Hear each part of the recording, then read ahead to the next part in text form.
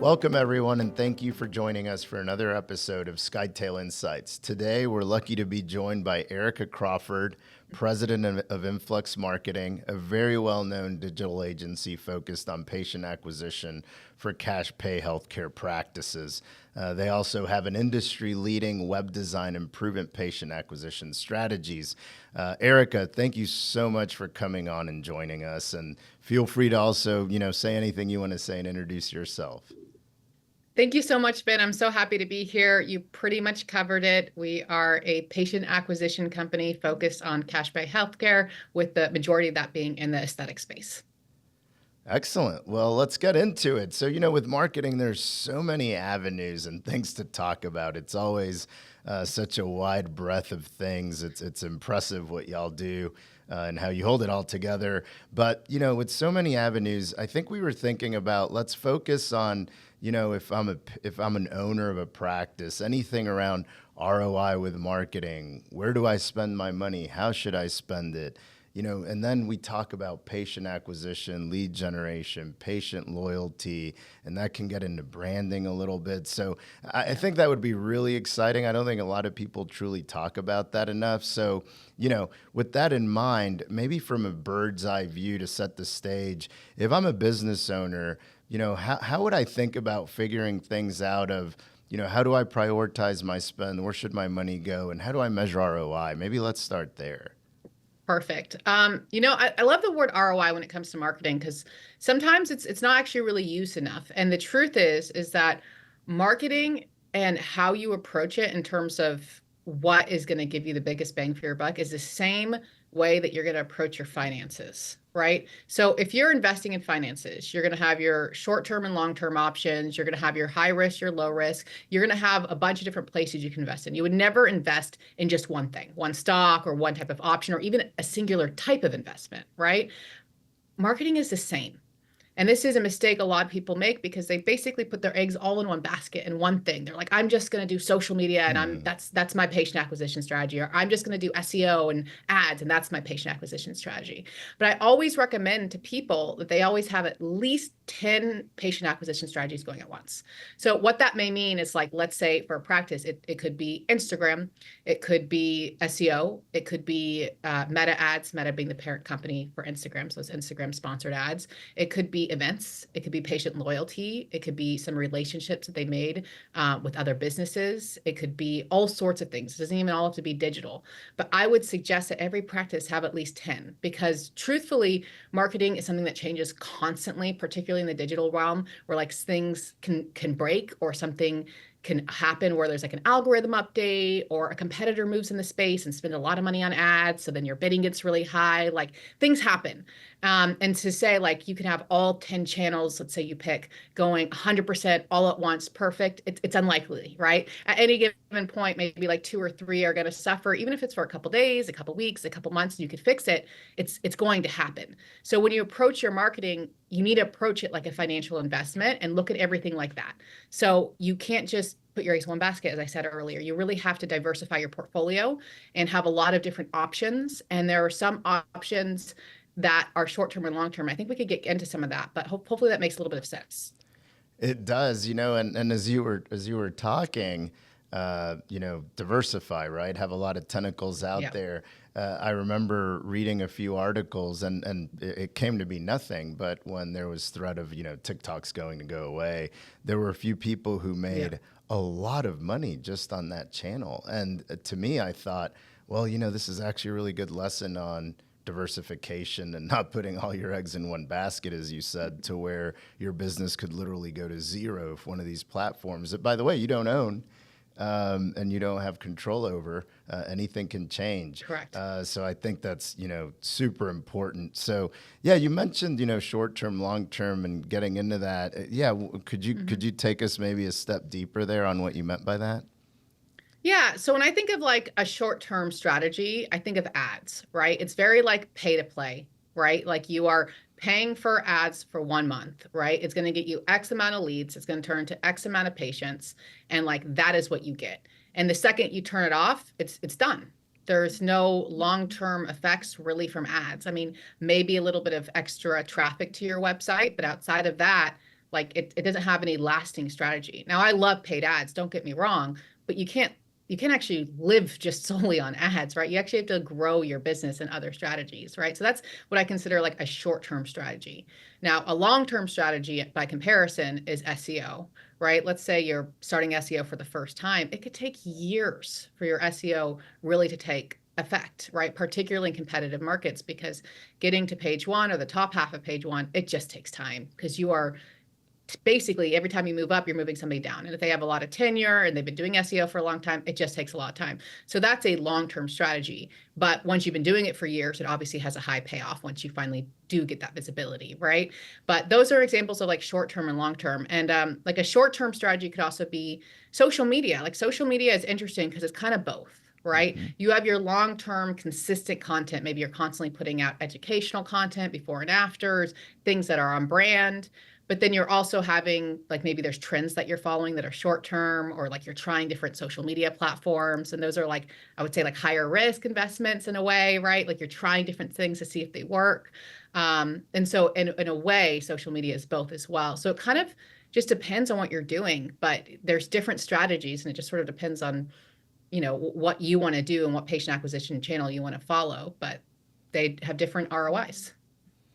Yeah, that makes a lot of sense. And do you find, out of all that mix that you mentioned, I love the way that you put some of it short term, and once you turn it off, it ends. Other things, it's more like farming, right? Like it's going to Yeah. take some time to see the fruits of your labor, if you will. But do you have any, like, what are the most, in your opinion, effective marketing channels for patient acquisition? Yeah, absolutely. I'm a huge fan of a lot of things. So let me get into some of the ones that I think are great from like a digital marketing perspective. I feel like a lot of us marketers get on talk and we're just talking digital, and people forget that because there Mhm. are other patient acquisition strategies outside of digital marketing, right? So I would like to make that clarification. Some of my favorite, obviously, SEO is great. It is a long game. It is expensive, but when it does pay off, it has one of the highest return on investments because like people Google Botox near me, or if you're a plastic surgeon, breast aug near me, or whatever that is. And it's just a lot of eyes. It's a lot of eyes on your website. It's a lot of eyes on it. It just takes a long time. It's an investment. You just have to keep that in mind.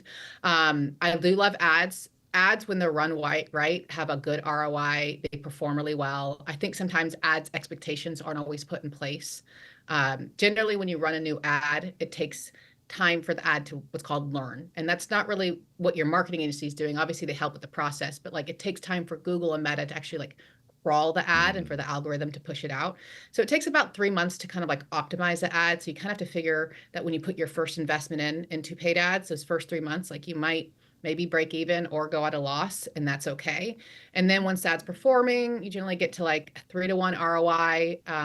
Then once it's been running for a while, so let's say now the ad's been running for like a year, you could get to 5 to 1 and kind of like up from there. So it does have a little bit of a buildup, but that's still like a very short runway, right? It's like a 3 month runway to start having that ROI compared to SEO. So I think that's great. I think one of the most underrated forms of marketing is email marketing. I feel like not a lot Mm. of people talk about it, because it's inexpensive. It's not very difficult to do but it's something that's really helpful. You mentioned earlier like a channel that you own versus a channel that's not yours. And email marketing is something that you truly own. It's actually one of the few things that you own in marketing, because even on Google SEO ads, like you're all doing it on somebody else's platform. It's more than just social media. The only things you really own are like your website and your contact lists, right? So that would be like your text message marketing and your email marketing. So if you could really build that up, it really helps your brand. It helps with patient retention. It helps with referrals. And if done right, it doesn't need to be too spammy. It could be like a monthly newsletter. You could like break up your list into different sections. Let's say you add medical weight loss, you could like cross sell with aesthetics and vice versa. And there's a lot you could do with it where it's relatively low effort, but probably one of the actual highest ROI type of marketings that's out there. That's fascinating that you said that. As you were talking, I was thinking, not only would it help from a patient acquisition perspective, I imagine it would also Yeah, help, like if I'm already your patient, from a it patient is. loyalty perspective, because you're feeding me information that, I may or may not know. In Yeah. addition to that, you're keeping yourself front and center to me and reminding me that, oh yeah, I need to go book with Erica. It is. It is. No, it's such a huge part of patient loyalty. Also, like, you add offerings to your practice. So people might not realize, like, if they go to your practice and they've always gone to your practice for lasers and just lasers, and like that's what they're familiar with, maybe they don't really look at your website. Maybe they just automatically book online and they're not even realizing that you have all these other offerings. So like, let's say the day comes when they're like, oh, I really want to do, medical weight loss, or, I want to start my injections or whatever it is. Like they might not think to even look that you have it. But if you have the emails and that's like reminding them, and text message offerings as well, like that type of thing, it puts you forefront for them. And it's a way to retain patients, not to mention have them bring in their friends and family. Yeah, great points. And you're getting into somewhere where I do want to take us, which is, you mentioned the patients I may not even know that you do lasers or do whatever it is beyond what I'm Yeah. already doing. And, Right. as you were talking there, it reminds me of there has to be, I believe, this symbiotic relationship between, okay, marketing you can bring me, if I'm a practice owner, as many leads as you can and want, but I, as a practice, need to be able to do some things as well. And when you were talking about a patient not knowing some of your services, it gets into things like treatment planning, which I know, a lot of the people that we work with, some of the providers don't want to sound salesy. But to me, it's not Sure. salesy. If I'm going into, let's say I'm going in and to get a workout, right? I'm not just going to say I just want to work on my biceps. Like you as a personal trainer should tell me it has to be a whole body thing. And it's the same thing here, I think. So, marketing does aid in that. But as far as a good relationship with a practice, like how important is branding, do you think, as you work with clients and reputation? Yeah, I would say it's the most important thing. Like it's before marketing, and a lot of people don't realize that. And if you're listening, you're like, "Oh, I haven't done branding, but I've started my marketing." That's fine. We could brand you, but branding is just it's what sets you apart. And this space is getting it's getting very full. It's getting very cluttered, right? There's a Hmm. lot of people popping up with new practices or new locations for a larger practice, and it's happening constantly. So how do you set yourself apart from people, right? And that's entirely in branding and PR. And a lot of people mix marketing and branding up, but they're like two separate subjects. They're not the same thing. Branding is a lot more than just like a logo and a color design, right? It is who you are, what you want to emulate, the type of content that you're going to put out, how you want to sound. Like it's so much more than that. It's like what your niche is. And when I say niche, a lot of people think like that's just my procedure and like what I'm best at, but it's more than that. It's like your ideal patient profile, who you are like as a practice, what your goals are. Like it's so much more than just like the procedures you're really good at. That's not exactly what I'm referring to. But branding is so important because you want to set yourself apart. And the practices with really high prices are really well branded. And that is something that I talk about a lot because a lot of my clientele do want to raise their prices or have raised their prices, or it's like it's part of a process that when we've been working with some for some time, like we go through it, like when is the right time, how do we do it, like we're just really familiar with that process. And we do have quite a few clients who are definitely on the upper side of the pricing, right?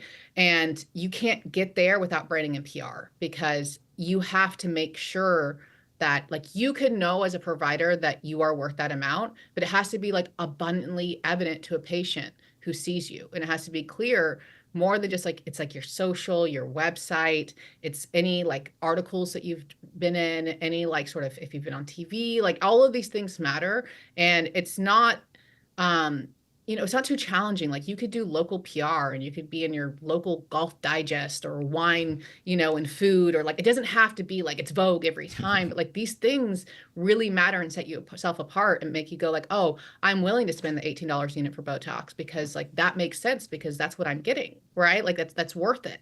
So I would say branding is one of the most important parts of marketing. It's how you get those prices, right? But it's also even before raising your prices, it's just how you set yourself apart.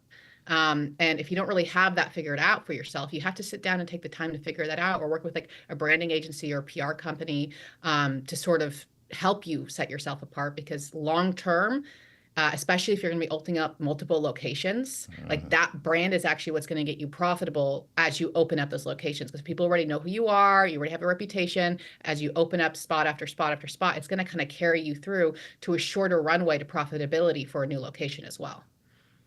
That's a great point, and definitely want to get into the multi-site component of this call. Before we get into that, from Yeah. a lead conversion perspective, you can bring me 100 leads, 100, potential patients, but I have to do my part as well as a practice, right? And we talk about ROI, and we hear this all the time. How do I measure ROI? And I'm going to call you and say, Erica, through your efforts, I only see 2 patients, academic example. And you're going to say, I brought you 100. So there's that disconnect, right? Do you have any good strategies for lead conversions? As you bring them in, if you do your job, I also have to do my job to help both of us on that ROI. What are some things you've seen from maybe practices that have succeeded and maybe those that need some work? Yeah, absolutely. So you need to have like a really good leads tracking system. And I'll kind of get into what that means. So there's a lot of leads tracking systems out there. I'll get into one of my favorites in a moment. But the leads tracking system, obviously you're like, well, it needs to show you a lead and you need to be able to like, put in your funnel and write contacted, booked, whatever. But it also needs to show you exactly where that lead came from. Like I should at any point go like, this came from this Google ad on this procedure, or this came from my Google business profile, or this came from a direct search, like somebody Googling my name or the website, which is clearly like a referral or something like that, right? Like if your leads tracking system doesn't break it down, it's really hard for your marketing agency to figure out what's working. Because let's say like you're running certain campaigns and they all have, good CPAs and overall it's doing well. But like if you don't see that breakdown, maybe there's actually like 3 that are running really well and 1 that's not running well. And that you need to either fix that or maybe like reallocate budget. Like it just helps you have such like a more targeted marketing strategy by doing that. But also your speed of response is incredibly important.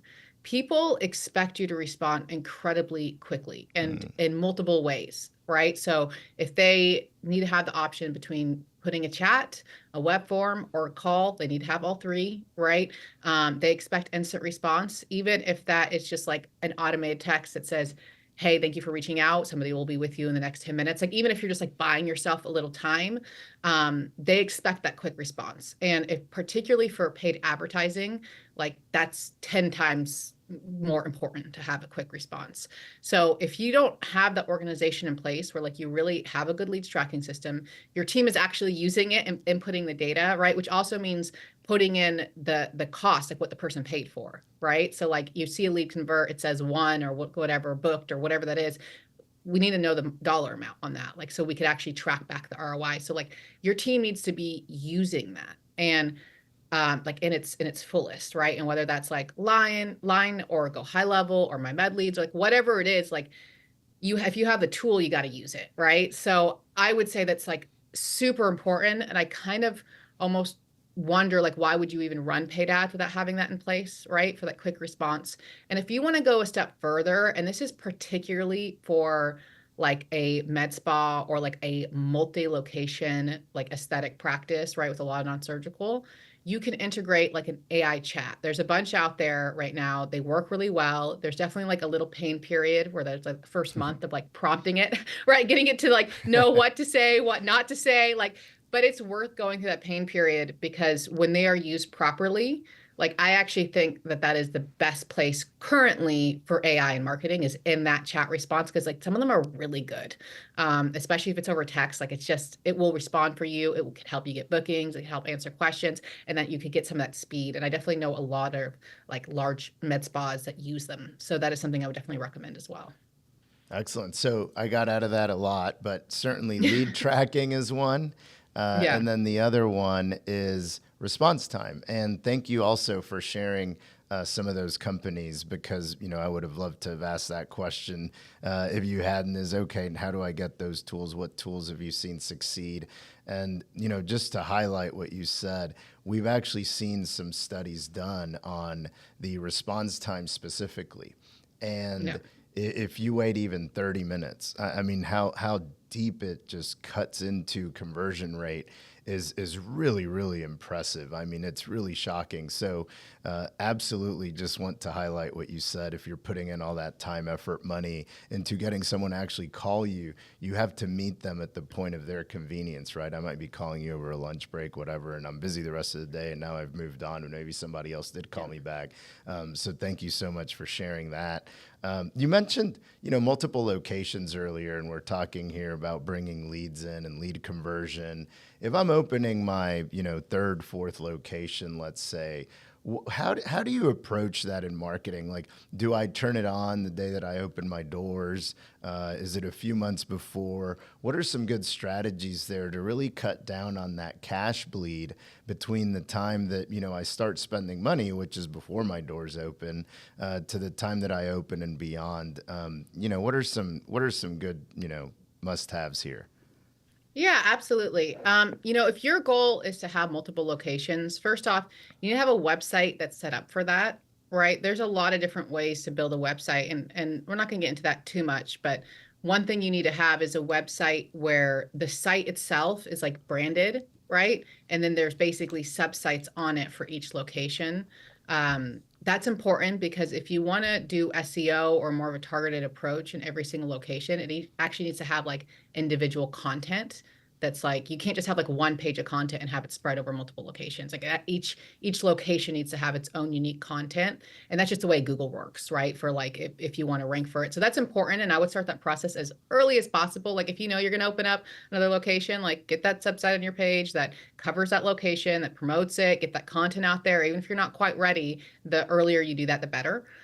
The other thing I would do is obviously with paid ads, typically speaking, when people are looking to book, so if you're running something specifically for a procedure, they're looking to book something within the next couple of weeks. So if you run like a procedure focused paid advertisement and you do it like months ahead of time, like that's not really going to perform for you. But what you can do is what I call like brand awareness ads, where it's like we're coming to you and it's like photos and it's videos and it's like email captures where it's like sign up to find out more about us. And you should be running a lot of those. You could do them both on Meta and Google, but like months ahead of time, it's like we're coming. And particularly if you're having a grand opening, which I hope so, it could also be for signups for that grand opening. Meta in particular is really good at that. So I would be running these like, and these are, by the way, pretty inexpensive ads to run compared to procedure focused ones. So it's not going to cost you an arm and leg, right, to run these type of ads, but just to get lots of emails, lots of emails, lots of emails, lots of emails. And you should be running them for several months prior to the location opening. Then when you're about, 6 weeks out or so to the location opening, then you could run the targeted ads, but then you could use those emails you got earlier to help with the ad targeting so that the ads perform much quicker and you have a short runway for them to be, like to have an advantage and to give you good ROI. So that is definitely something I suggest, and kind of how I would go about a grand opening is having a good event, definitely running those 2 stages of ads, brand awareness, then procedure focused ads, and then getting it up on your site as quickly as possible so that you can actually have some SEO going into it. Additionally, PR is helpful. So if there's any PR that you could be doing, any local magazines, anything like that, really help when you're coming to location, because you want people familiar with you. And you could take some of your overall brand into that place, all the videos and the photos and the things that you've created in your other locations to help you get established in the new location quite quickly. Wow, you brought that one to life. I think I can go open a location now. So now we've talked about, you're bringing me leads in, I'm converting them. I understand how to do that now. I'm a multi-location group. But now the key point here, I think for a lot of business owners, it's a lot of excitement to get that new business, right? But then you forget sometimes, what about the long-term value of my patients? So let's Right. talk about that a little bit, maybe. What about, patient retention? What are some best practices to retain? You're bringing patients in the front door. You don't want them walking right out the back door. You want them coming right back in. And that's what a lot of investors like about this space is just that lifetime value of a patient. So what are some good, retention strategies that you would recommend? Yeah, absolutely. I mean, you just said it, but retention is the most important thing because if you, let's particularly the new location, you don't have SEO, like your ads is and your ROI is based off at least like the patient coming back at least a couple times, right? Like if you just get like one patient in the door and then you never see them again, like nothing will be profitable that you're doing. Just none of the strategies, just to be very transparent, right? So patient retention, there's a lot of different ways you could go about it. Obviously, having really good providers is important. Making sure that those providers, to the best of your ability, stay with you. right? Which is, we could have a podcast just about that, but that is a very tricky subject in the space, right? There's a lot of turnover, but there's a lot of ways you could structure things, and a lot you could do to really make sure that your employees are feel very happy where they are, right? So great providers, making sure they stay with you, so that the service that they get is just exceptional is obviously the most important part. Then there's that email marketing that comes back in play that I mentioned earlier. Email marketing is a huge part of patient loyalty. Text message marketing is important. There's a lot of legalities around text message. So whenever I bring it up, I always want to say, make sure they're opted in. It has to be incredibly clear, but like, you cannot send a text like a promotional or marketing text to somebody who is not very clearly opted in. But like those birthday texts, I know like a lot of place people do them, but like people love them. Having something that is discounted or an offer for their birthday month, and that they can only use that month, it works really well. It does really well. Having I'm not like a crazy discount special like that's the way kind of person, and Influx isn't either. It doesn't have to be that way at all, but a couple seasonal ones, like obviously like Black Friday, the holiday, and your birthday, even if that was like the only two like kind of big specials you ran, that's fine. That's enough. That's great. You know what I mean? And having those for your existing patients particularly. So gift card programs, you spend 400, you get a $500 gift card, like those type of programs, right?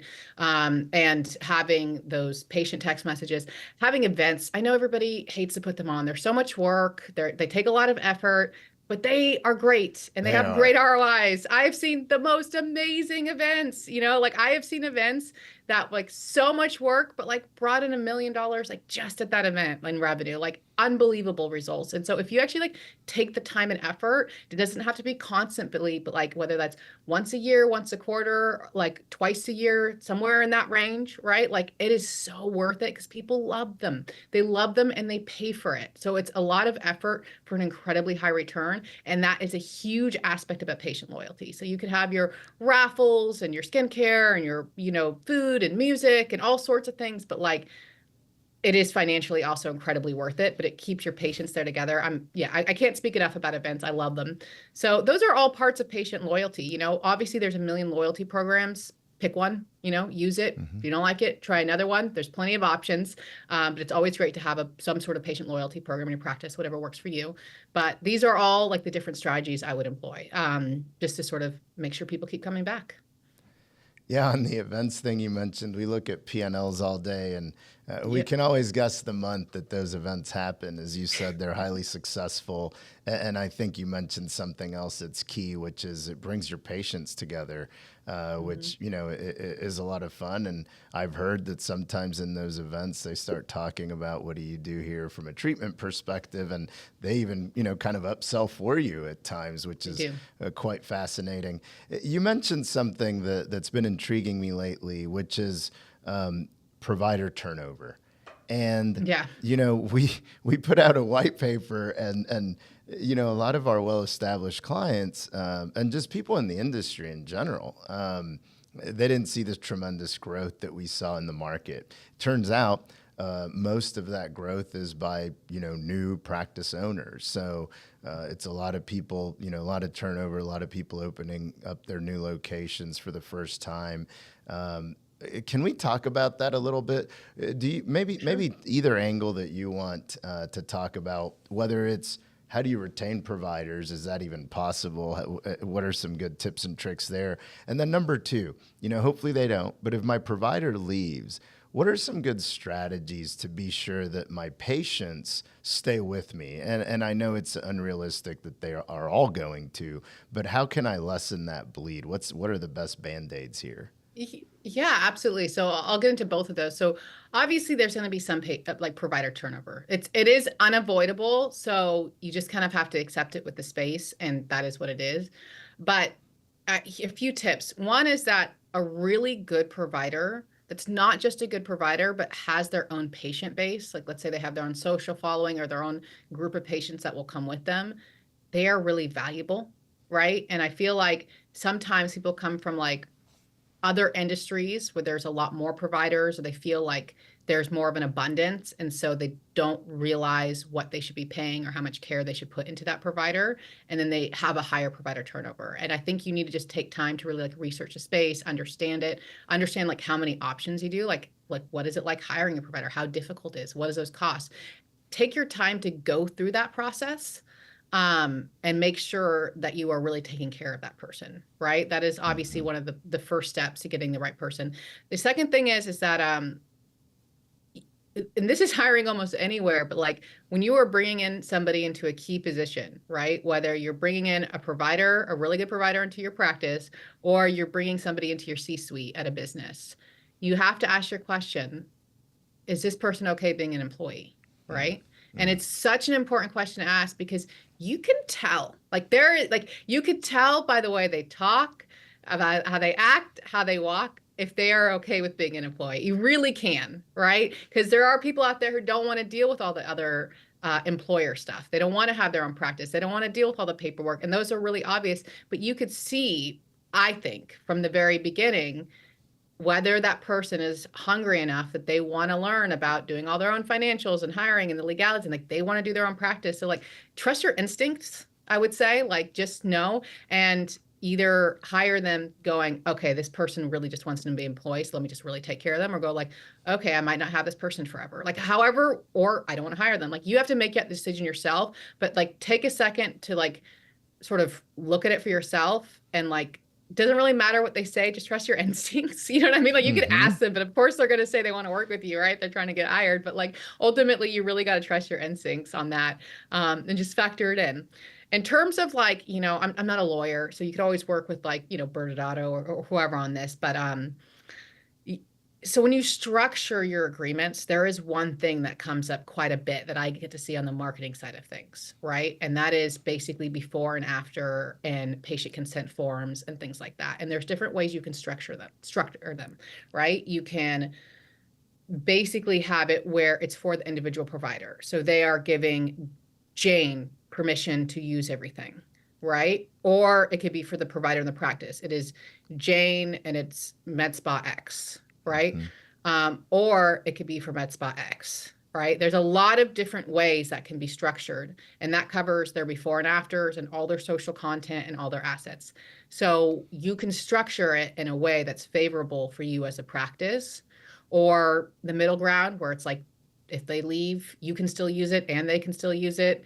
Or they get structured in a way that they get to take all those assets with them, right? Like that's Hmm. really important. And I feel like a lot of people miss that part of things, but like it is, once it's done, it's done. Like the patient consent forms, like how, when they're signed, like you can't really go back and kind of like fix all of that, right? So you can't just go like, oh, well, I'm gonna keep all these photos up. If they were for the provider, you can't. Right.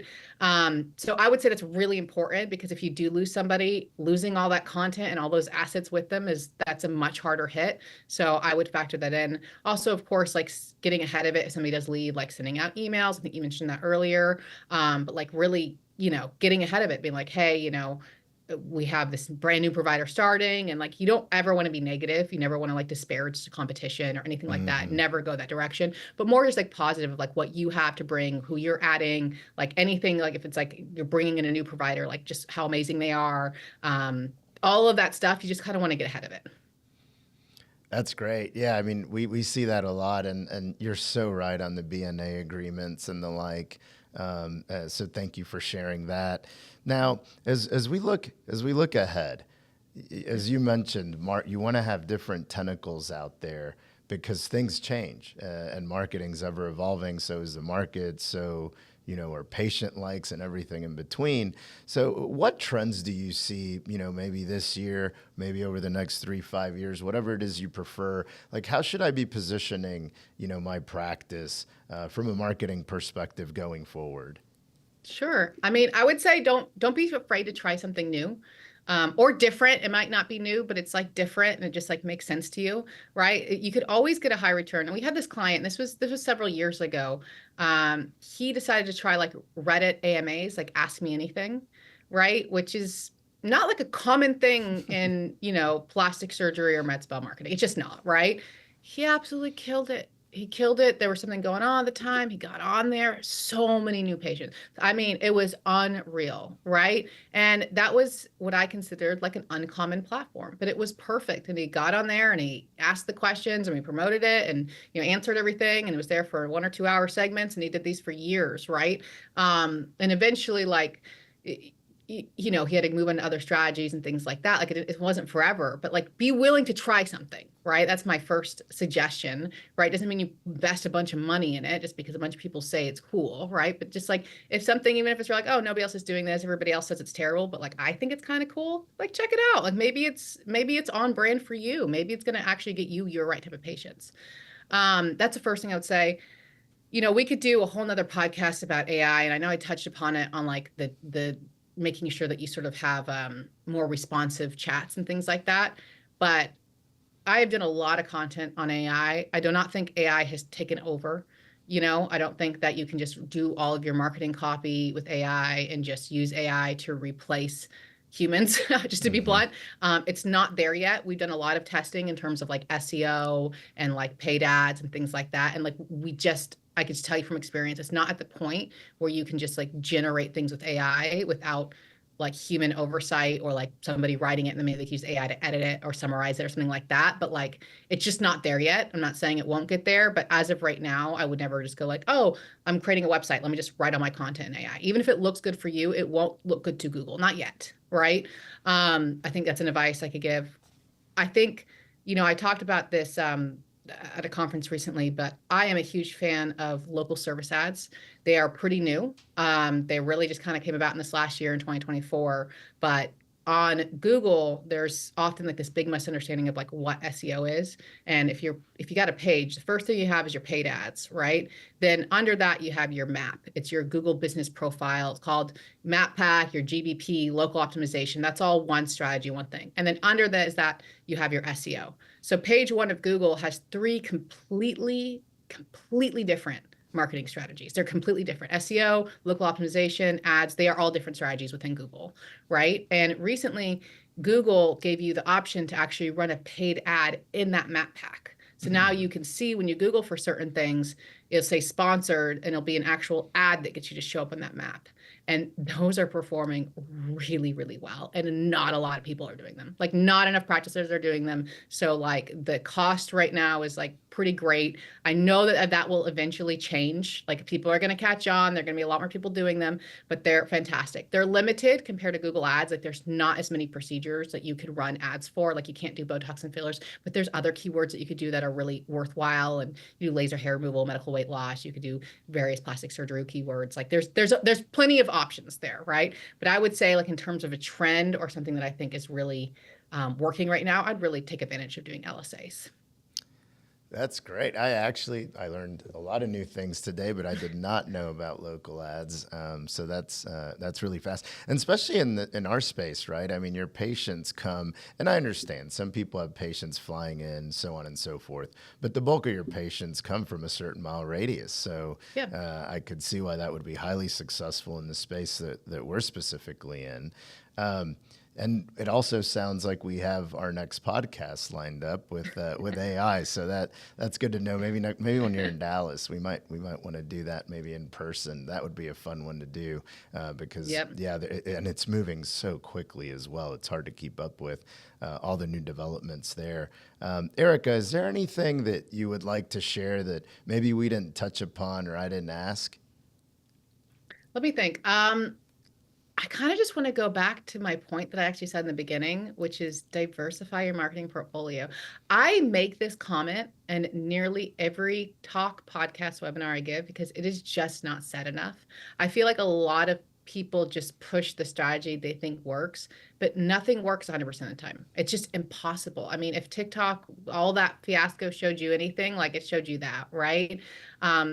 So diversify, have so many patient acquisition strategies. Never rely on one, two, three, four, five, like at least 10. 10 is like the bare minimum, and you should be able to actually count it and list it out. So I'm kind of just going to go back to that point, which is that you really want to grow, make sure you have a lot of ways that you can get new patients. Well, Erica, thank you so much. If I want to get a hold of you or your team, how do I do that? What's the best way to do it? Absolutely. You can come visit us at influxmarketing.com. But if you want to reach out to me directly, it's Erica, Erica, at influxmarketing.com. And I'm happy to like answer any questions or if you have any feedback, or if you just want to know about like new things coming up, like just email me. I'll answer. Well, thank you again. And I've seen you at conferences and all the information, wealth of knowledge that y'all share. And I know it's appreciated by the market. So, thank you again for coming on. And I hope you enjoyed the episode. And please tune in to more episodes of Skytale Insights. Until next time.